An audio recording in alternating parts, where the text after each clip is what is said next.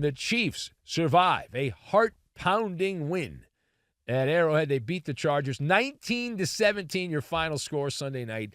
They have now won 9 consecutive AFC West titles. So if you're 9 years old, your entire life, the Chiefs have won the AFC West. Now, Patrick Mahomes led a multi-minute drive for Kansas City at the end. 4.5 minutes, actually. They got the ball after the Chargers kicked the field goal from Dicker, the kicker. And Mahomes, a little bit here, a little bit there, a little bit everywhere as he passed the ball around. They ran a little bit of that, a little bit of this, and they put it all together. And a 4.5-minute drive. That set up, with no time left, Matthew Wright to kick the field goal. And that was it. And it looked routine until the ball clanked off the upright and a narrow escape, but an escape nonetheless, as normally the better story is in the losing locker room. We're going to start on the Kansas City side. They've now won 9 consecutive AFC West titles, so that is worthy of some conversation. So let us discuss the question. Can you explain all of these nail-biting wins and how they keep happening for Patrick Mahomes and his Kansas City Chiefs? So I've got Foreign Object, Software World, and Andy Warhol. And we will combine all of these things together, and we are going to make a celebratory cake is what we're going to make. You get a piece of cake, you get a piece of cake, you get a piece of cake. So number one, Patrick Mahomes. I know what he has for breakfast. That's the old line, Lucky Charms. Eating a lot of Lucky Charms in the morning there. But my God, this happens week after week after week. The Chiefs have 12 wins, 8 of them. One possession, nail-biting type wins for the Chiefs. Kansas City, they don't get style points, though. I was thinking about that when I was making the drive in here. You don't get style points. You get the victory, but you don't get the style points there. You don't have to win by a lot, but you just do enough. You just do enough there to get the victory, and that's what they've been doing week after week. And from 30,000 feet up in the sky, looking down at Kansas City, the Chiefs, they don't get extra credit. As I said, no style points for Kansas City winning these games. You don't impress people winning on a field goal that doinks off the upright. That does not impress anyone. If you blow someone out of the stadium, now that impresses people. They're like, oh, man, that's wild and crazy and great and all that stuff. Wonderful. But upon further review here, if you look in depth, and we do in-depth team coverage here on the Ben Maller Show, if you look at the Chiefs, they have now won 10 games by a one-score margin. In 10 games in a row on a one-score margin for Kansas City. That is the longest streak in NFL history, we are told, for Kansas City. And Mahomes continues to use a bit of smoke and mirrors and voodoo boogaloo, if you will, the secret advantage for Kansas City. I believe it is a foreign object. Now, I had an epiphany a while back, and the epiphany still stands with Patrick Mahomes, that he's got a foreign object, and it's a lucky horseshoe that is stuck up his keister. And so outside of some kind of operation to remove the lucky horseshoe that is up his tuchus, this is just going to continue for the foreseeable future for Kansas City as Mahomes, week after week, all those wins and the one-score margins, he continues to get her done. You get the ball back, you're down by 1 point, you are in a neck-and-neck game in the second half with the Chargers. All right, and big spot here. You go on a 14-play, 47-yard drive to eat the clock over the final 4:35, not giving the Chargers even 40 seconds to come back and have a chance to kick a field goal on their end with Dicker, the kicker, to win the game. That is a masterclass by Mahomes and the Chiefs offense on efficiency, on knowing game situation. And you see so many of these dumb teams in the NFL that don't know what the hell they're doing. And then you see the Chiefs, and it's like, well, yeah, they're not blowing anyone out, but there is an art to what they have been able to accomplish in this stretch. Now, we go to the losing locker room here.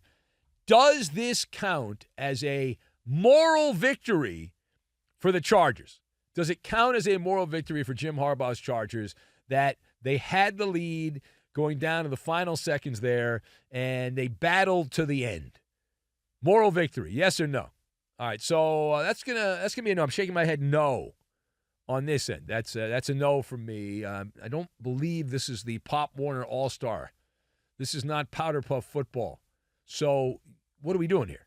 Like, oh, they battled to the end, and they had players that were hurt and all this. Oh, my God, it's the Chargers. Come on. Tell me you're a bad fan without telling me you're a bad fan. If you believe that, you're not a good fan. You have to have higher standards. The Chiefs led 13-0 at halftime. The Chargers did not show up in the first half of this game. They punted on their first 5 possessions. And Justin Herbert's got all these accolades that, and boy, Chris Collinsworth, I think, wants to have his baby. My God. But Herbert is so good, right? He's so good, but yet he didn't show up in the first half of this game and didn't do well enough down the stretch, meaning that he was outperformed with the game on the line by Patrick Mahomes, his supposed rival there for Kansas City. And it's a tale as old as time. It's a tale as old as time. Going back, when I first got into radio years ago in San Diego at the Mighty 690, and my mentor, Lee Hamilton, was the play-by-play guy for the Chargers at the time. He was doing the games on the radio, and it's always close but no cigar. Close but no cigar. Where have you gone, Stan Humphries and Marion Butts and Rod Bernstein? It's the same old story. Like those guys are all old or whatever, but the beat goes on here. The beat goes on like the carnival, close but no cigar. And the software world, in the software world, this would be called a known issue, that you are aware of this issue. In fact, the Chargers, knowing they have a random glitch from the previous coaching staff, they went out there and got the top guy they could get as a coach, Jim Harbaugh, to change that. And it is still a work in progress, but it's fair to say that you didn't need Jim Harbaugh to lose by a field goal late at Arrowhead, that you could have kept the old coaching staff, and these are your daddy's Chargers, that not much has changed. Jim Harbaugh is a cooler-looking guy on the sidelines. He's more goofy. He passed out lunch pails. But Jim Harbaugh trusted the Chargers' defense. He said, okay, I'll kick the field. He knew the situation.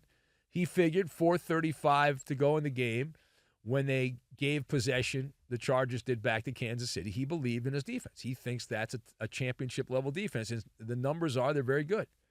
But here's an opportunity for the defense to get a play, make a play. And they didn't even have to stop the Chiefs from kicking the field goal. They merely had to stop them with enough time left to give the Chargers a chance to come back down the field and get their own field goal. And the defense was unable to complete the mission. They were unable to finish the challenge.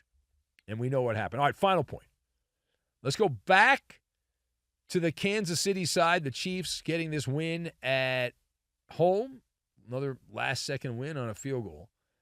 So the question, are you buying or selling the Chiefs that this style of play is sustainable? Because a lot of the talk is, well, you can't keep playing like this. It's going to come back and get you. That you're playing with firecrackers, and it's like that Dodger fan after they won the World Series, right? He blew his hand off because he was playing with firecrackers, and that's what happens. That you might get away with it for a while, but eventually, kaboom, and suddenly you're missing some digits. You're like, what happened? I don't know what happened. Where'd they go? I blew up my hand because I was playing with fireworks. And that's that. So that's always been the argument. However, I'm going to be Benny Brightside on this. Because I'm looking around the AFC, and I don't know about you. I don't see anyone that I would bet my money on other than Kansas City at this point, at least in the AFC. And you can make the argument Detroit and Philadelphia on the NFC side of the bracket are better, although Philadelphia's got some issues that have started to pop up here in the last month in terms of the passing game. They have no passing game. We'll talk more about that later. But here's the thing. All right, you look around the AFC. Everyone's got kryptonite. So I'm going to be Benny Brightside on the Chiefs, despite the very emotional victories for Kansas City. If you look around, the big rival, most people say Buffalo. Oh, my God, the Buffalo Bills. How do you stop the Buffalo Bills? Well, maybe just outscore them. I know the Bills won a game that was mostly a close game with Kansas City, and the game was played in Buffalo, and we know that was a pull-away situation in the final minutes, and the score may be misleading to how close the game actually was. But if I'm not mistaken, that same Buffalo Bill team, and I had heard from Bills Mafia how great the defense was, went out and allowed how many points to the 44 points to a middling LA Ram team that got shut out the week prior to the New Orleans Saints in the Superdome for the first half, and they put up a 44 spot on that Buffalo defense. And then you've got Lamar Jackson and the Ravens, the Poets have lost to the Raiders this year at home. They lost to the Cleveland Browns earlier this year as well.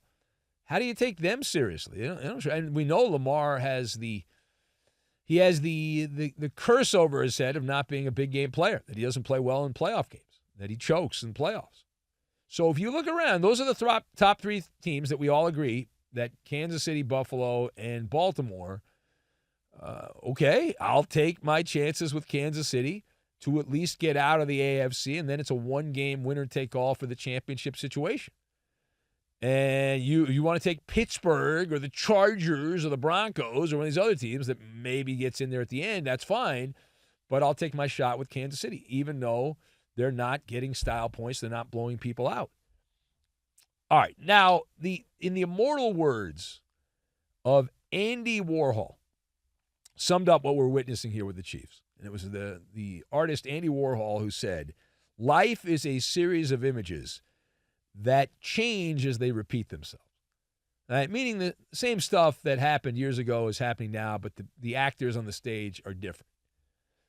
And case in point, we've done this long enough, watching what happened with the New England Patriots and now watching what's happening in Kansas City. This is the Patriots Act 2.0. The Patriots, there were periods of time in their run where they didn't get a lot of style points. They won a lot of ugly games and fluky things happened for the Patriots. But you look around and you got Mahomes on one side, Brady on the other. Okay, the way things are going, that's a wash, if not an advantage for Patrick Mahomes. You got Kelsey, Gronk. You've got Andy Reid, Bill Belichick. Now, you got to have a celebrity woman in the story. So instead of Giselle, you have Taylor Swift. Now, I know it's not quite the same because Taylor Swift's with the tight end, not the quarterback, but you still got that. And rather than Aaron Hernandez, you do have a criminal element. You have Chiefsaholic, who was going around robbing banks. Right, that would be the criminal element of the Chiefs. Didn't play for the team, but still was national, not international, but going around the country robbing small banks to pay his habit of going to games and gambling and all that stuff. So Kansas City now 9 straight division titles, 2 short of the Patriots, who won 11 consecutive AFC East titles in the heyday with Bill Belichick and Tom Brady. Now, the only thing really missing here is, in honor of Masshole Mickey, that masshole element. Right? Because you've got that Midwestern, nice Kansas City fan, and they're not complete a-holes like the Patriot fans became as they were winning everything.